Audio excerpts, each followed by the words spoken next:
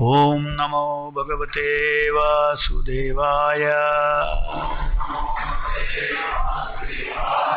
Om Namo Bhagavate Vasudevaya.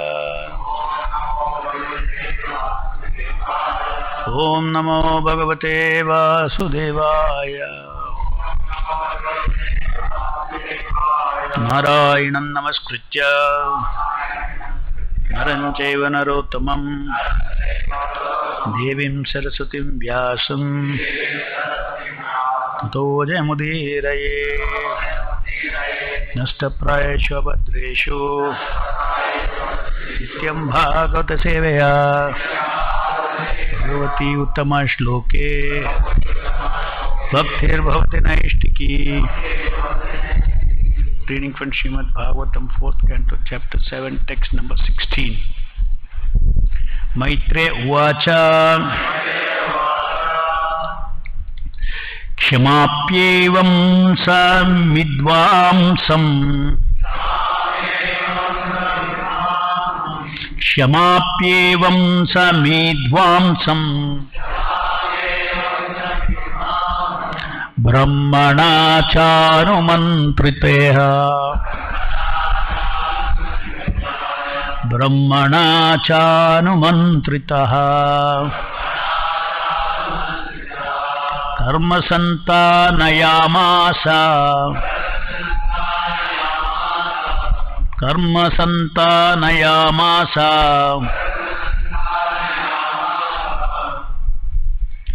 Sopadhyayartvigadibihi.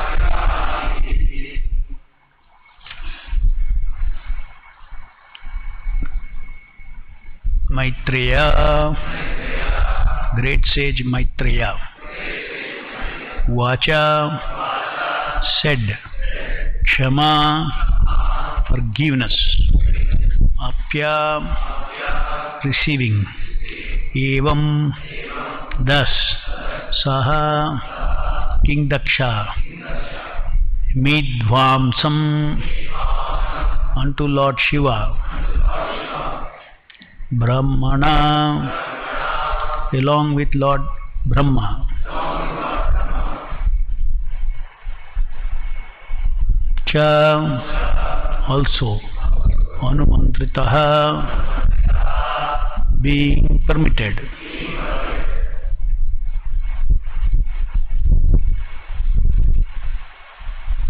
Karma, the sacrifice. Santanayamasa, began again. Sa, along with Upadhyaya, learned sages. Ritvik, the priests. Adibihi, and others. Translation by Srila Prabhupada ki Jai.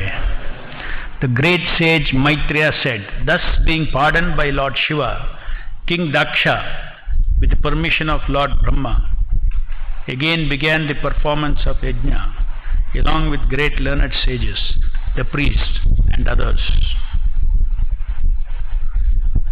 Text 17. Vaishnavam yajna santatyai rikapalam dijottamaha purodasham niravapan virasama sarga suddhaye. Thereafter, in order to resume the activities of sacrifice, the Brahmanas first arranged to purify the sacrificial arena of contamination caused by the touch of Virabhadra and other ghostly followers of Lord Shiva.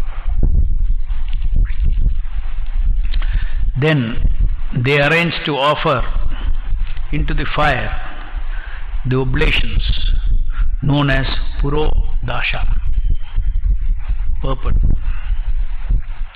Lord Shiva's followers and devotees headed by Virabhadra are known as Veeras, as they are ghostly demons.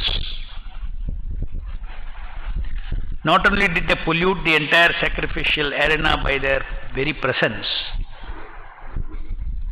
but they disturbed the whole situation by passing stool and urine.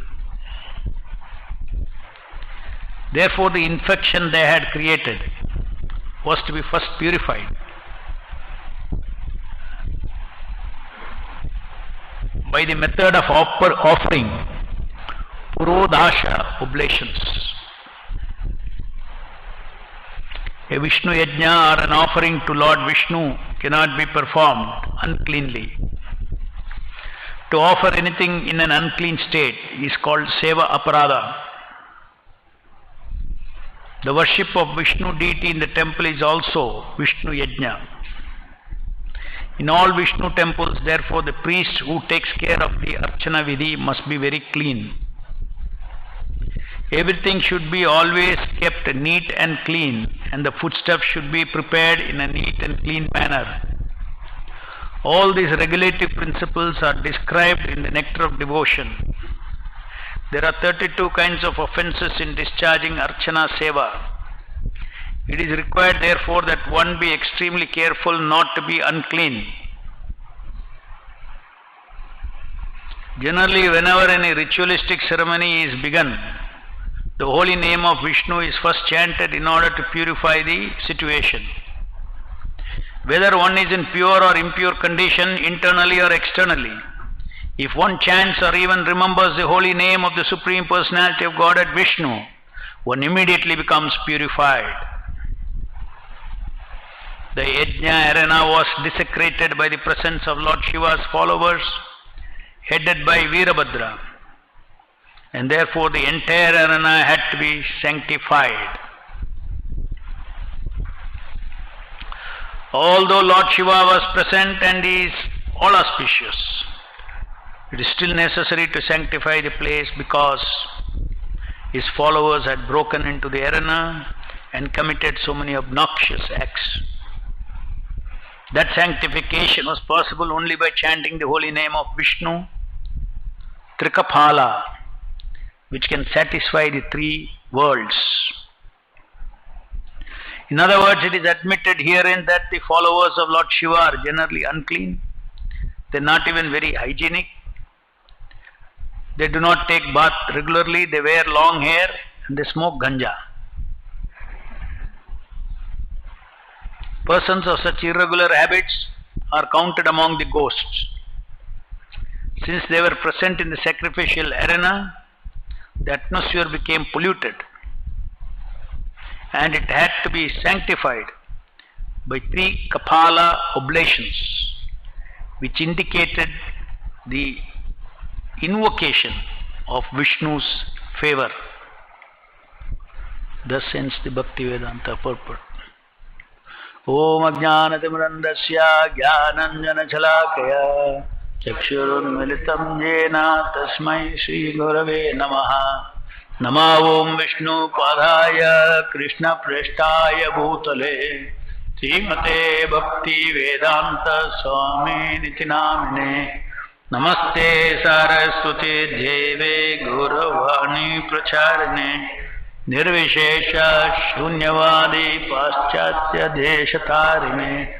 Jai Shri Krishna Chaitanya Prabhu Nityanand Shri Advaita Gadadhar शिवासादि Gaur भक्तवृंद। Hare Krishna Krishna Krishna Hare Hare, Hare Ram Ram Ram Hare Hare. Please repeat the translation. Thereafter, in order to resume the activities of sacrifice, the Brahmanas first arranged to purify the sacrificial arena of the contamination caused by the touch of Veerabhadra and other ghostly followers of Lord Shiva. Then they arranged to offer into the fire the oblations known as Purodhasha.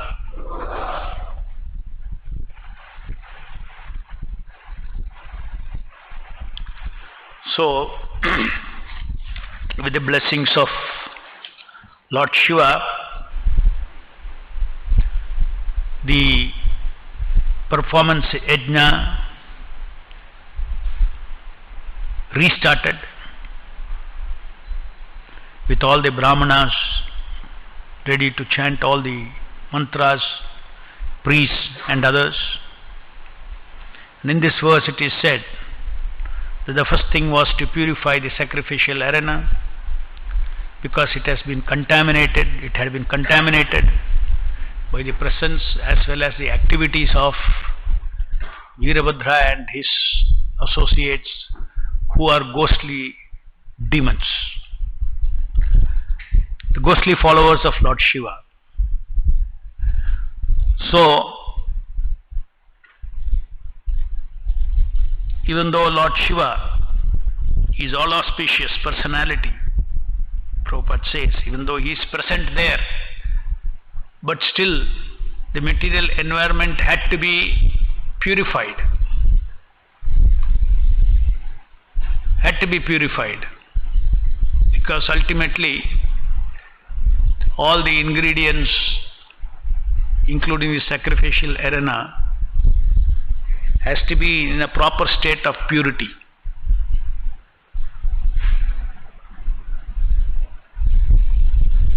In order to ensure such purity is there, that is the reason so many vidhis are there.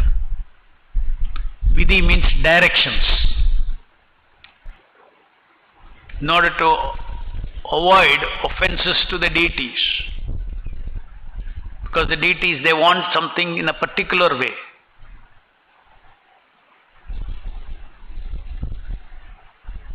Not in any way we offer. That means there is a standard of offering anything to Vishnu. And that standard of offering anything to Vishnu is based on different vidhis or directions or principles. And these vidhis are revealed in the Vedas, how,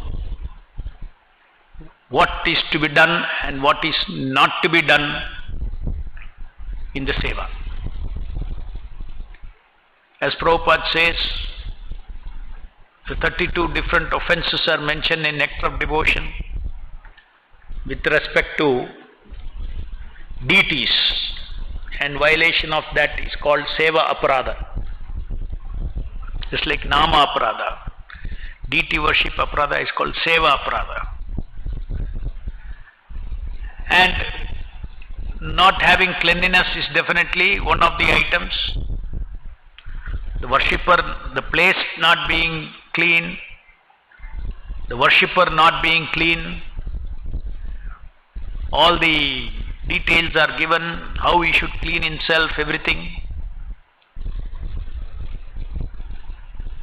So we cannot do anything and everything what comes in our mind in worshipping the Lord. That is very important.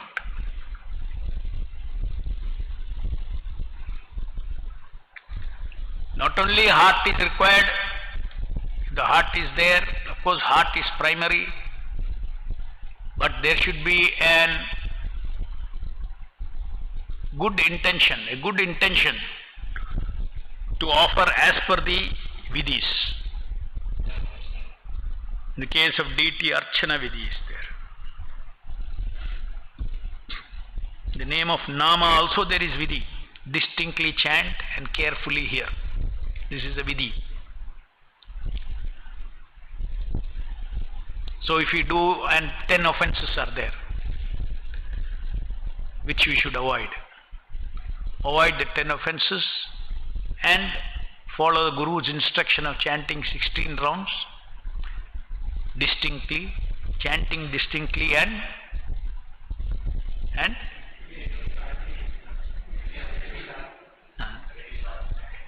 no, Prabhupada's word is chant distinctly and carefully hear.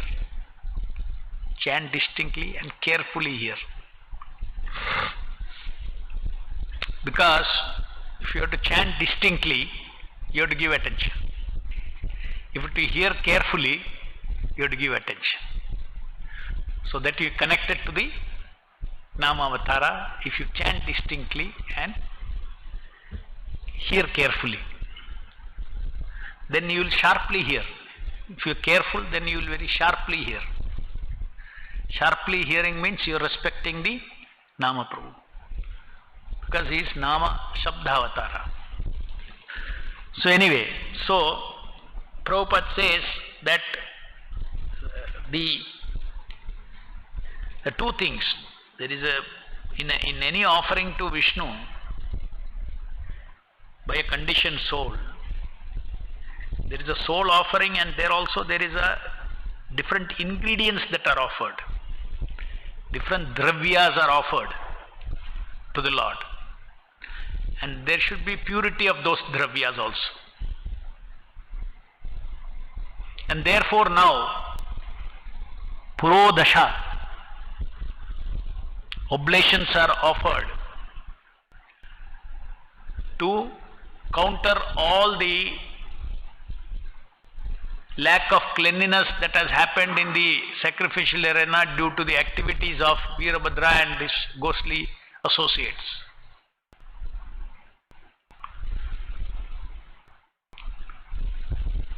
So sometimes devotees think, no, it's more important is our devotion. Is all anyway you can do it. It is wrong. Both are important. Primary and secondary. No doubt one is primary, bhavana is primary.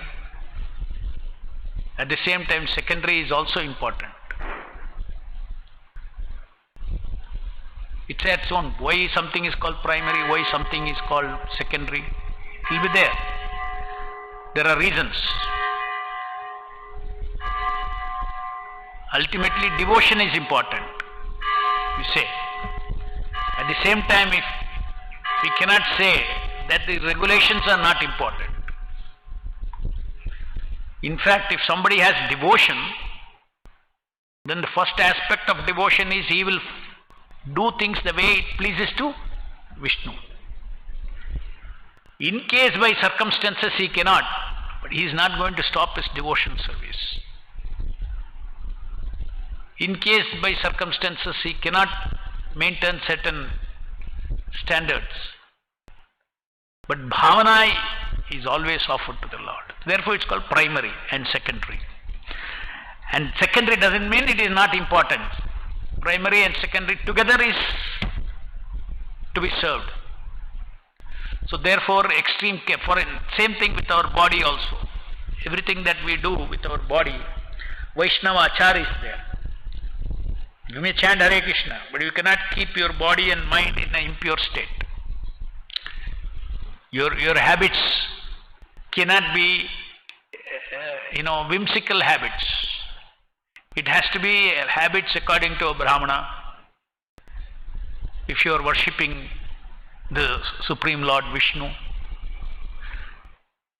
and inevitably, whatever according to one's guna and karma, if some deficiencies are there, just by chanting the name of Vishnu, even the instrument becomes pure. Just like when we chant Hare Krishna, Nama Japa, our instruments, especially our mind, is not pure. But the holy name is so powerful and so merciful that we are advised, does not matter, whatever purity you have, you chant. By association of the Nama, one gets purified. One gets purified means what? One's mind and body also gets purified. Prabhupada says once the holy name purifies one's spiritualizes one's body. Another place Prabhupada says these organs, that means actually physical organs, get purified by chanting of the holy name. Because this vibration is a transcendental vibration. All pure forces, even material forces are there in the Nama.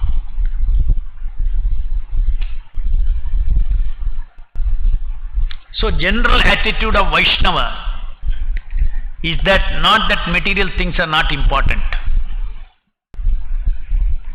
This is a holistic understanding.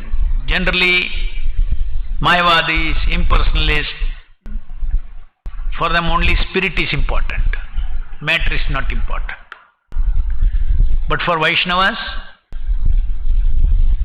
both are important, because this is Krishna's energy.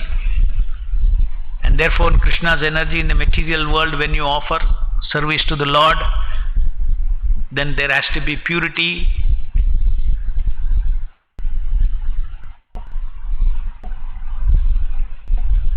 There has to be pure ingredients. There has to be purity in the body of the pujari. There has to be purity in the soul. All these things are important.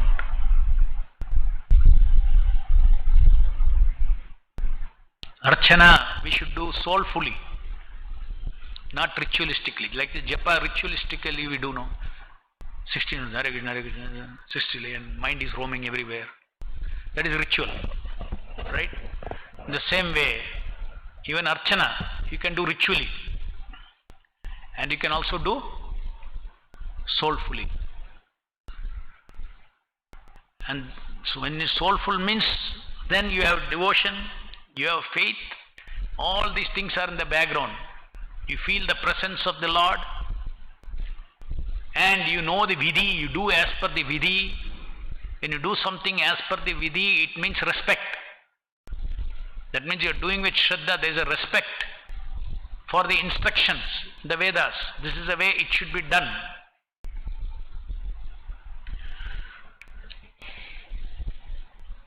So all internally and externally, one should prepare oneself for offering anything to Vishnu.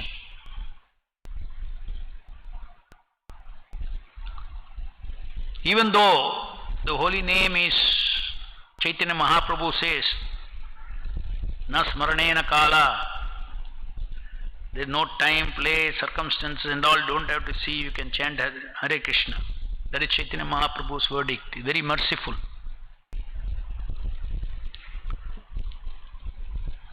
And yet, even though we are worshippers of the holy name,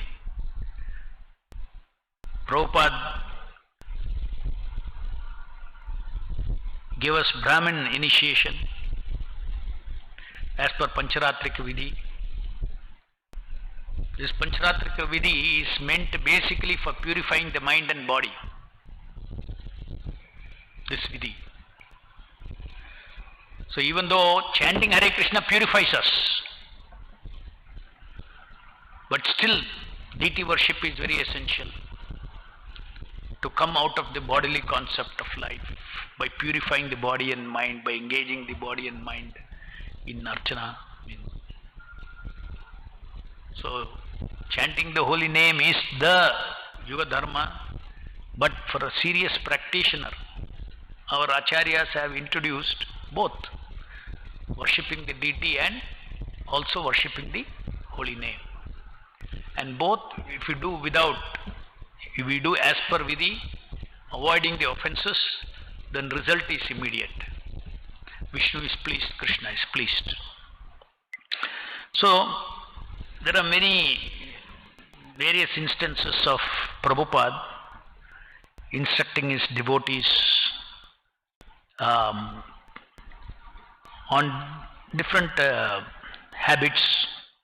The other day I was reading one conversation where Prabhupada was,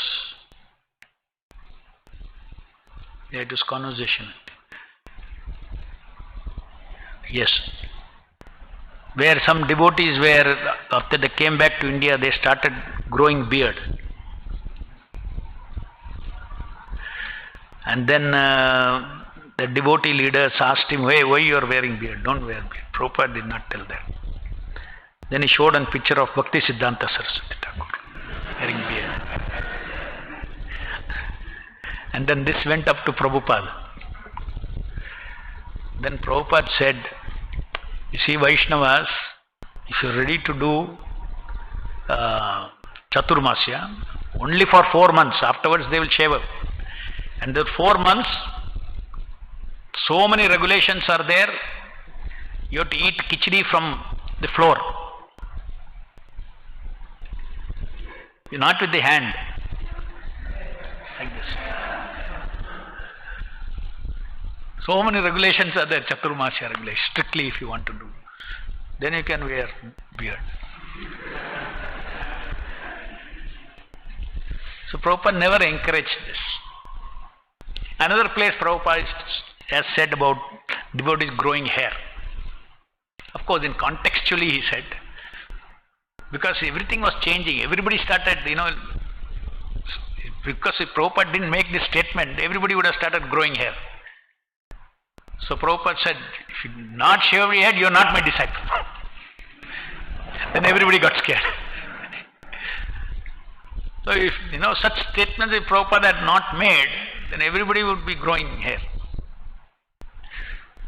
So you have to keep and some places, because Prabhupada said, yeah, keep your hair short at least. For the sake of preaching, if you want to grow hair, keep it short. So in each context we should understand these things. And Prabhupada was a personification of purity, bodily purity, purity of words, purity of thought.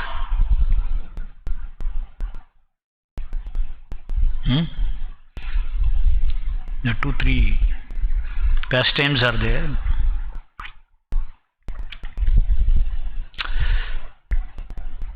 In London, while all the devotees were taking breakfast prasadam and temple room was empty, Srila Prabhupada went to the temple alone to take darshan and pray the deities. After a long time, he returned to his room. In the morning, I washed Sri Radha Londoneshwara's dishes, and at that time I was in turmoil. I thought, what will be the consequences of my decision to surrender? My fiancée had come to convince me to take up my old ways, and my dying grandfather had requested me to come to his deathbed so he could ask me to give up Krishna consciousness. My family tradition was that if you had agreed to wish of a dying man, you had to agree to the wish of a dying man. But I could not agree to give up Lord's grace upon me. So I stayed in the temple, but I did not clean the Lord's plates well. One morning, as I was washing the plates absorbed in the mental platform, the temple president came into the kitchen. His face was red and he stammered. During Prabhupada's darshan of deities, Krishna told Prabhupada that his plates are not nicely cleansed and that the old offering is still on the plates. Prabhupada said that whoever washes the dish has to do a good job from now on. This woke me up from my dreaming state. I had to be responsible. I had been pondering deeply important issues, but I had not performed my service correctly, and Krishna had complained to Srila Prabhupada. Besides Krishna, only the cook who put the new offering on the plates could know that the plates were dirty. But the cook was too fast. He put the new offering on hurriedly without looking at the plates. Then the dirty plate was covered, and the only person who ate the offering could know that the plate was dirty. And it was that person, Lord Krishna, who had detected this, and he had told Srila Prabhupada. I was moved, as I was also happy that there was a direct connection between Srila Prabhupada and Lord Krishna. I became more inspired to surrender my life to Srila Prabhupada. Srila Prabhupada ki. During the festival in Vrindavan in 1976, there was a big sacrifice. Big means many devotees received initiation. I was sitting there for Brahminical initiation, or what we call second initiation. Akshayananda Swami was doing the sacrifice sitting in the hot sun, pouring ghee and sitting close to the blazing fire. As the ceremony of and chanting of Swaha, Swaha was going on, Srila Prabhupada leaned into the microphone and said, "Stop." Usually you don't stop in the middle of a sacrifice. Traditional Brahmins wouldn't ever dream of doing such a thing. Prabhupada indicated to the back of the courtyard of Krishna Balaram temple, where there was one young woman with a child on her lap. The child was not more than 1.5 or 2 years old. Srila Prabhupada said, "This child has his hand in his mouth. He is contaminating the whole sacrifice. Take him out and wash his hand. Teach him not to put his hand in the mouth. Continue." Some may think that these are just some rituals you do, but Srila Prabhupada was concerned about ritual contamination, where the offering to Vishnu might be impeded. What I got from that instruction was that Krishna is not pleased if we don't follow the rules and regulations properly. Sacrifice means certain rules and regulations should be followed. We may think he is just a young innocent child, but the young child or whoever is contaminating should not be permitted to do so. Prabhupada said, "Train the child, don't put your hand in your mouth."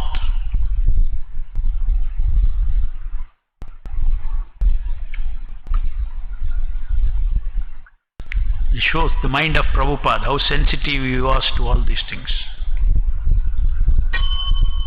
Over and above, Prabhupada said that the prime prerequisites for a cook or a pujari, this is another one. Over and above, Prabhupada said that the prime requisites for a cook or a pujari are cleanliness and punctuality. For example, the original group of devotees that went to India would stay in wealthy people's homes and then go to engagements in nearby villages. Once some villagers took us to their small local Krishna temple which was unkept. The altar was dirty and the pujari was wild. His front teeth were missing. During the arati, he offered the various items quickly, and he offered the water, and after he offered the water, he turned around and threw it on our faces. As we were leaving, I asked Srila Prabhupada, "I have a question about this temple." He said, "Ask me later."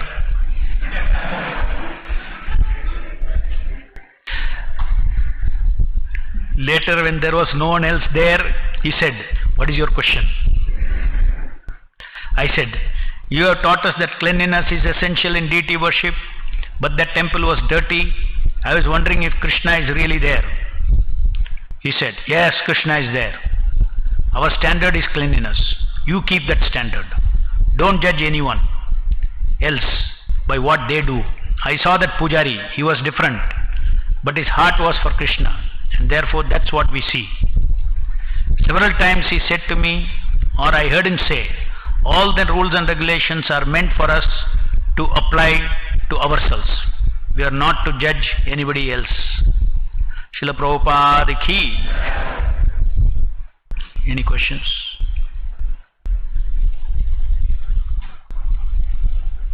Jai Grandharaj Srimad-Bhagavatam ki jai. Jagat Guru Srila Prabhupada ki jai.